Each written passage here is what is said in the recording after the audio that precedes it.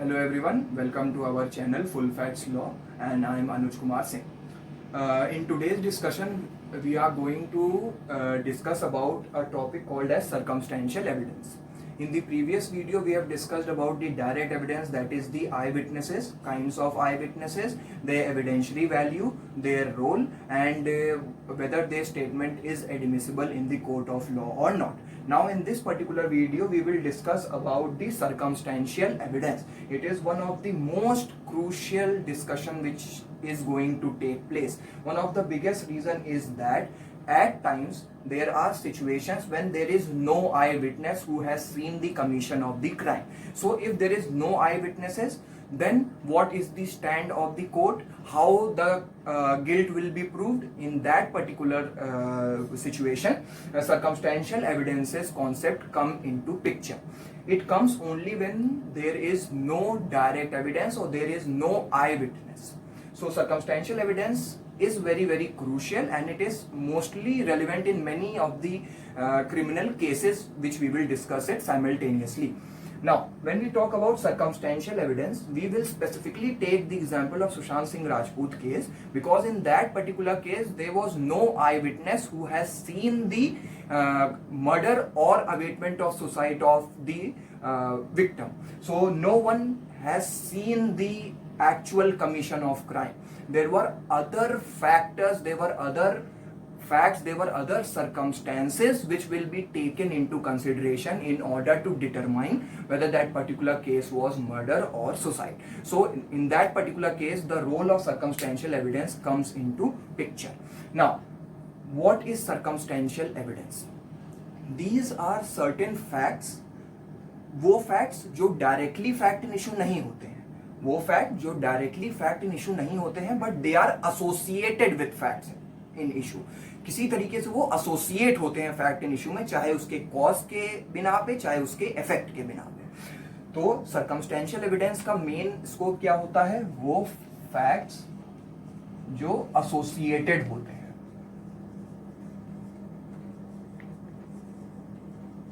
With fact in issue.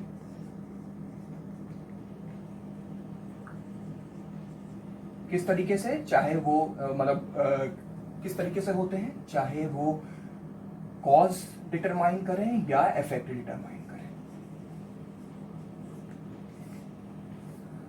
बहुत ही crucial piece है ये, ध्यान से सुनिएगा. सर्कमस्टेंशियल एविडेंस का ये मतलब नहीं होता है कि ये हियर से एविडेंस है. ये भी एक तरीके से इनको कह सकते हैं कि ये प्राइमरी एविडेंसेस ही होते हैं, पर ये होता है कि जब हमारे पास डायरेक्ट आई विटनेस नहीं होता तब हम इस पर्टिकुलर चीज को देखते हैं. तो कोर्ट भी इसको बहुत ही ज्यादा क्रूशियल पीस ऑफ एविडेंस मानती है, but there are certain precautions which has to be taken by the investigative agencies and court should be very cautious while examining the circumstantial evidence. Now I want to give you a case study in order to be clear about this particular topic. Now, when we talk about Sushant Singh Rajput case, it is basically a hypothetical situation which I am given. So, just understand on the basis of the example only. So, for example, the Sushant Singh Rajput case which took place, in that particular case, the fact in issue was, for example, if the fact of issue was that whether Sushant Singh Rajput was murdered on 14th June 2020, the first issue. Now, no one has seen the commission of crime. There was no eyewitness who has seen the murder of Sushant Singh Rajput. No one has seen that.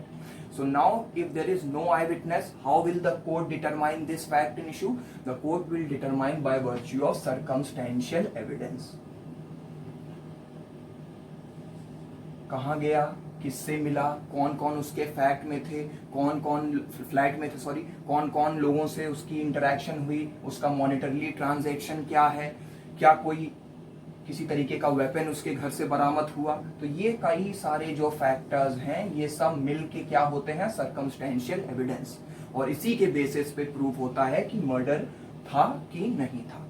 तो ध्यान से इस चीज को आपको समझना होगा कि व्हाट आर दी फैक्ट्स, किस तरीके के फैक्ट्स हैं which led to the commission of the crime. एक चेन है, ये फैक्ट्स क्या होते हैं, ये एक तरीके की चेन होती है और इस चेन को हमको प्रूफ करना होता है in the court of law. तो ये चेन कैसे प्रूफ होगी, बाय गिविंग एविडेंस। तो हर पॉइंट पे एविडेंस दिए जाते हैं, हर फैक्ट पे एविडेंस दिए जाते हैं, इसके बेसिस पे सर्कमस्टेंशियल एविडेंस की जो क्रेडिबिलिटी है वो प्रूफ होती है in the court of law. So I hope the introductory part of circumstantial evidence is clear. Now we will move forward with another case. See, first of all, when we talk about the criminal case, two aspects can happen. एक तो होता है conviction of the accused, दूसरा क्या होता है acquittal of the accused. मतलब conviction of the accused मतलब he will be punished या acquittal मतलब he is innocent. तो सिर्फ दो ही चीज हो सकती है। जब हम सर्कमस्टेंशियल एविडेंस की बात करते हैं तो ये जो सर्कमस्टेंशियल एविडेंस होने चाहिए, मतलब ये जो फैक्ट्स हैं, जो चेन ऑफ ट्रांजैक्शन है, ये हमेशा ये प्रूफ करे कि अक्यूज्ड जो है वो गिल्टी है। अगर इन फैक्ट से ये पता चलता है कि अक्यूज्ड गिल्टी नहीं है तो उस केसेस में सर्कमस्टेंशियल एविडेंस को हम एक्सेप्ट नहीं करेंगे। तो सर्कमस्टेंशियल एविडेंस क्या होना चाहिए, हमेशा ये प्रूफ करे कि अक्यूज्ड गिल्टी है। जैसे आई विटनेस की जो टेस्टिमनी होती है उसके बेसिस पे अक्यूज्ड तभी पनिश होगा जब ये प्रूफ हो जाए कि अक्यूज्ड ही गिल्टी है या अक्यूज्ड ने ही वो पर्टिकुलर क्रिमिनल एक्ट कमिट किया है। तो इस चीज को बहुत ज्यादा ध्यान दीजिएगा कि जो सर्कमस्टेंशियल एविडेंस है it should prove the existence, it should prove the existence of the guilt of the accused. तो guilt of the accused proof हो जाना चाहिए by virtue of circumstantial evidence. अब ध्यान दीजिएगा, सर्कमस्टेंशियल एविडेंस का जो चेन है it should be fully established. ये कैसे हुआ, अच्छा ये कैसे हुआ, इस आदमी ने कुछ बोला, उसके तहत हमने कहीं और मान लीजिए रेड मारी, वहां हमें कुछ पता चला, उनके लैंडलॉर्ड से हमने बात की, फिर उसके दोस्त से बात की। तो ये पूरी जो चेन हो रही है, ये पूरी जो चेन है, ये it will form a transaction और each and every fact of that chain should be fully established. तो चेन को स्टैब्लिश हो जाना बहुत ही ज्यादा जरूरी है, तभी सर्कमस्टेंशियल एविडेंसेस जो होंगे वो एडमिसिबल होंगे कोर्ट ऑफ लॉ में। दूसरा होगा it should be consistent with the hypothesis of the guilt of the accused. तो ये जो चेन है इससे ये सिद्ध हो जाना चाहिए कि जो अक्यूज पर्सन है वो गिल्टी है। तो जो हाइपोथेसिस हमारे दिमाग में चल रही है कि अक्यूज्ड गिल्टी है, इन सर्कमस्टेंशियल फैक्ट्स के बिना पे ये हाइपोथेसिस को प्रूफ हो जाना चाहिए। दूसरा है कंक्लूसिव नेचर का होना चाहिए। जो सर्कमस्टेंशियल एविडेंसेस है इस पे कोई तरीके का डाउट नहीं होना चाहिए कोर्ट को। If the court will have any kind of doubt in their mind then they will not accept these evidences. ध्यान दीजिएगा, special care and caution should be taken when the court admits the circumstantial evidences. These are certain facts which should be taken into account. तो ध्यान दीजिएगा कि when we talk about circumstantial evidences, this particular case which I have told you, there is another case which name is C. Changa Reddy versus State of Andhra Pradesh 1996 supreme court की judgement है। इसमें भी court ने यही चीज बोली थी कि सर्कमस्टेंशियल एविडेंसेस जो होती हैं उनको हम डायरेक्ट और प्राइमरी एविडेंस ही कहते हैं, पर ये जो चेन ऑफ फैक्ट्स हैं, ये जो चेन ऑफ फैक्ट्स हैं ये सिद्ध करें, मतलब ये प्रूफ करें कि अक्यूज्ड जो है वो गिल्टी है। तो ये उनको प्रूफ करना पड़ेगा bye virtue of these facts. तो ये फैक्ट्स हमेशा ये इंडिकेट करना चाहिए कि अक्यूज्ड गिल्टी है। अगर ये इंडिकेट कर रही है तो सर्कमस्टेंशियल एविडेंसेस एडमिसिबल हो जाते हैं कोर्ट ऑफ लॉ।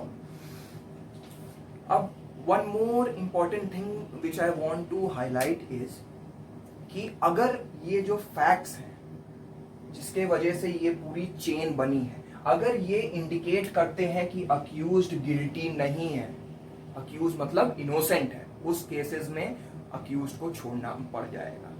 तो ये फैक्ट्स मतलब प्रूव बियॉन्ड रीजनेबल डाउट का एक प्रिंसिपल है जो हमारे क्रिमिनल जस्टिस सिस्टम में अप्लाई होता है।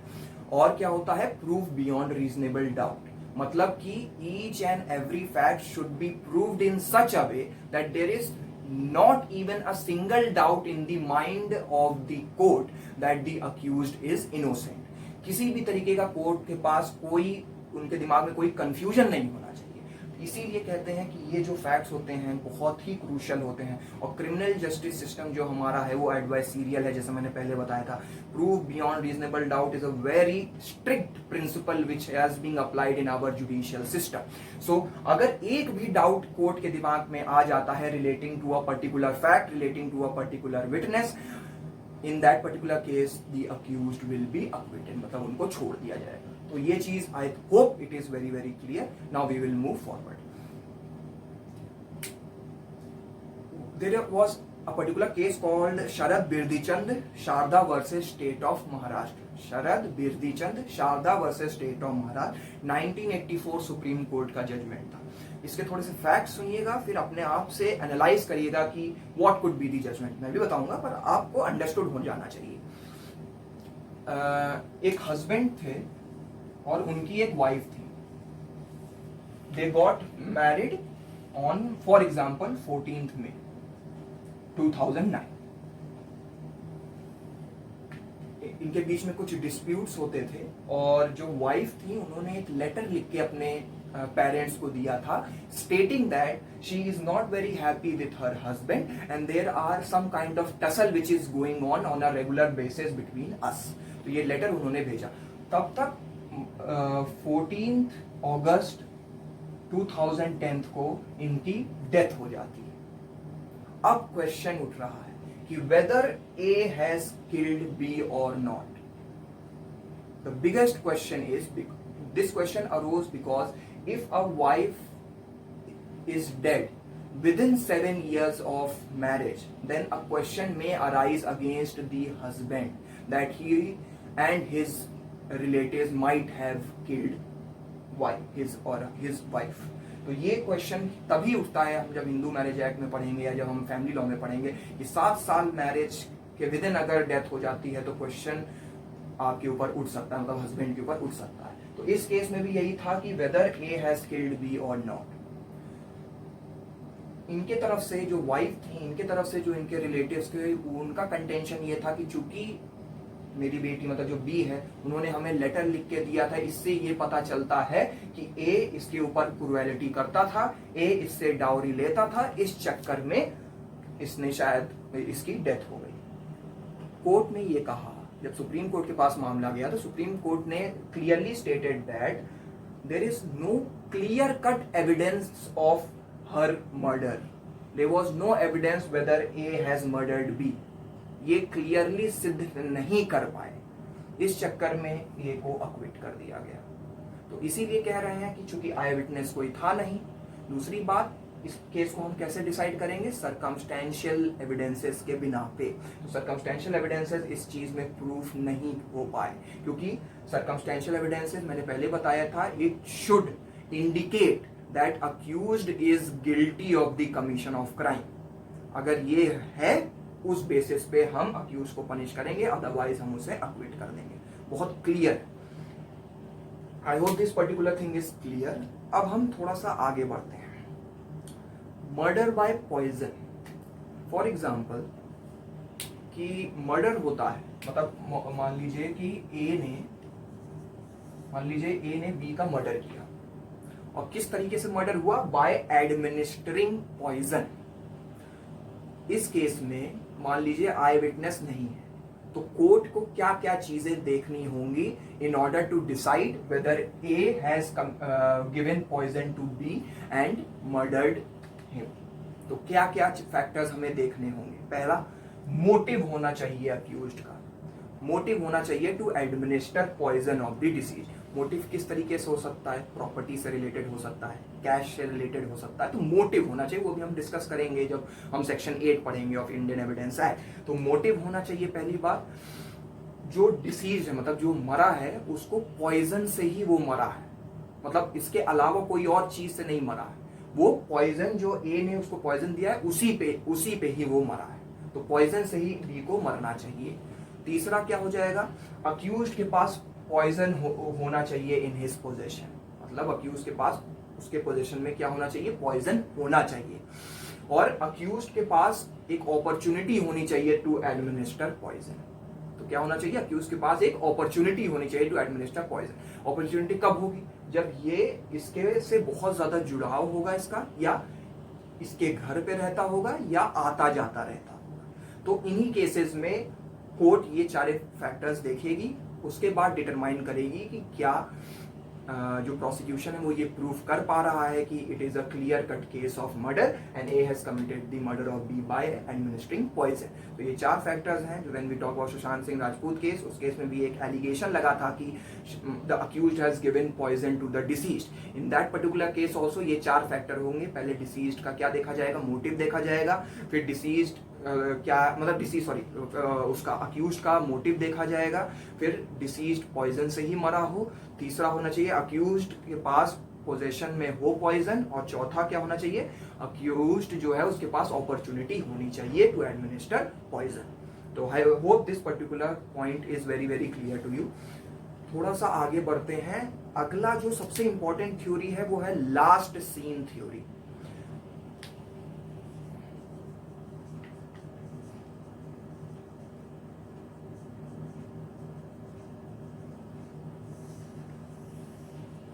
Last seen theory, what is called last seen theory, ये आता है सर्कमस्टेंशियल एविडेंस में ही।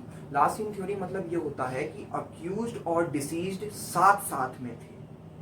कब, जब डिसीज्ड की डेथ हुई।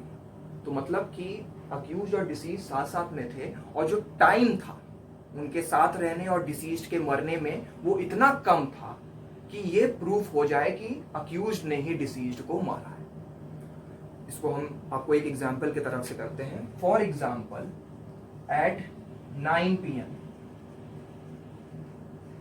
A along with B were having dinner in their flat and they went off to bed together. 10 PM पे A की डेथ हो जाती है। क्वेश्चन क्या उठेगा, क्वेश्चन ये उठेगा कि अक्यूज्ड और विक्टिम थे, ये दोनों साथ साथ में थे। तो मतलब जो विक्टिम था वो लास्ट बार किसके साथ देखा गया, अक्यूज्ड के साथ। तो क्या अक्यूज्ड इस बेसिस पे उसके ऊपर कन्विक्शन हो सकती है कि नहीं, यही क्वेश्चन है।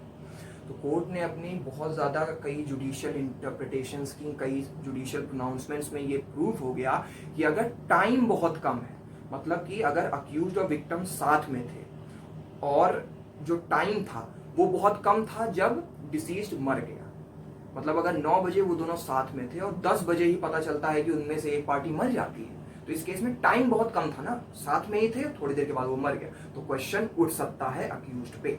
वही है कि सर्कमस्टेंशियल एविडेंसेस है, only on the basis of last seen theory conviction होना बहुत मुश्किल है।